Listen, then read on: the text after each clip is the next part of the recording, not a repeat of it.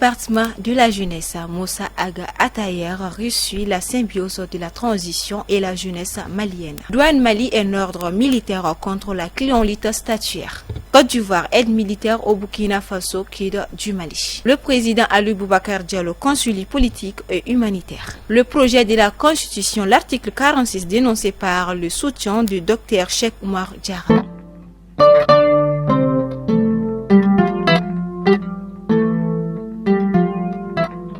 Mesdames et messieurs, bonjour à toutes et à tous. Bienvenue dans ce flash d'information. Comme je vous le disais dans les titres, c'est avec une grande fierté d'avoir réalisé un rêve majeur avec la jeunesse.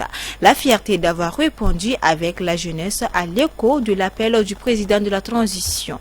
L'appel du 1er juin 2021, la fierté d'avoir accompli cela avec une jeunesse unie et solidaire face aux enjeux de la nation. C'est le propos le plus rythmé de la journée de la mobilisation citoyenne qui s'est tenue le samedi 18 mars 2023 sous la présidence du président de la transition sous le thème « La contribution de la jeunesse malienne pour un Mali uni et prospère ». Le colonel Assimi Goïta était représenté par le ministre de l'administration territoriale de la décentralisation, porte-parole du gouvernement, le colonel Abdoulaye Maïga. Depuis son arrivée à la tête du commissariat de Sogoniko, le commissaire divisionnaire Sékou Mané et de son adjoint, le commissaire Moussa Keïta, ne manque d'efforts pour atteindre les objectifs fixés par la hiérarchie policière. D'après le directeur général de la police nationale, l'inspecteur général Souleymane Traoré, la peur doit changer de camp.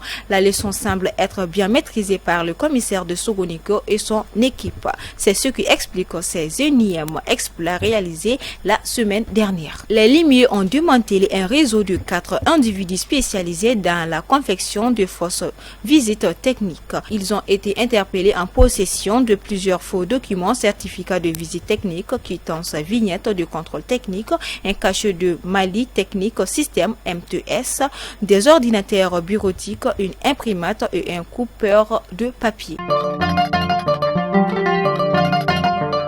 Après plus d'une décennie d'application mitigée et fortement décriée, le statut particulier des cadres de douane subit enfin des correctifs longtemps réclamés par les tenants de l'ordre de la hiérarchie et de l'éducation avec le caractère paramilitaire de la fonction douanière. En effet, le décret numéro 2023-0163/PT-RM modifié depuis le 16 mars dernier, le décret numéro 2013-117/P-RM du 31 janvier en ce qui a trait à la catégorisation des douanes en différents rangs et ordres militaires. Plus de confusion par similitude et l'analogie entre différents degrés d'inspecteurs.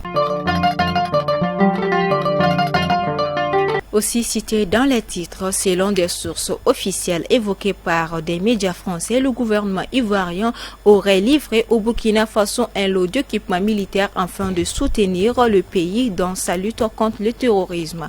Une aide appréciable mais qui conduit à se demander les raisons du choix porté sur le Faso alors que d'autres États de la sous-région connaissent le même fléau. Il s'agit d'équipements militaires composés d'une cinquantaine de véhicules de type Azawad, de 1000 fusils d'assaut AK-47 et 5000 munitions. L'ensemble évalué à plus de 2 milliards de francs CFA du côté ivoirien. Cette aide a pour objectif de permettre aux autorités burkinabées de juguler la vague de djihadisme qui frappe ce pays. Par ailleurs, ce serait une réponse à l'appel lancé par les autorités de la transition à cet effet.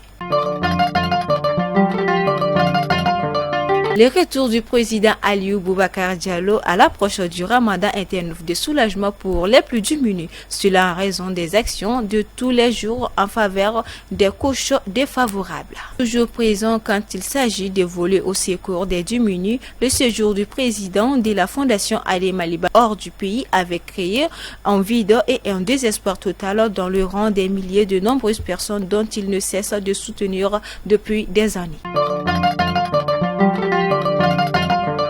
bien aussi mentionné dans les titres. Dans une vidéo largement diffusée sur les réseaux sociaux, Yagare Baba Diakité, vice-président du Rassemblement pour le développement du Mali, RPDM, estime que l'article 46 du projet de constitution est discriminatoire. Selon le RPDM, le projet de constitution contient des articles qui pourront créer des sérieux problèmes dans l'avenir. Et enfin, une bonne nouvelle, la CICR avait déclaré qu'ils ne divulgueront aucune information sur les circonstances dans lesquelles l'enlèvement, la captivité ou la libération ont eu lieu. La Comité national de la Croix-Rouge Mali, CICR, ont annoncé lundi que ces 2 employés enlevés au Mali au début de ce mois de mars ont été libérés sains et saufs. Si parler vaut de l'argent, écoutez, en vaut plus que de l'or. Mesdames et messieurs, merci à vous pour votre adorable attention. On se dit à la prochaine, Inch'Allah.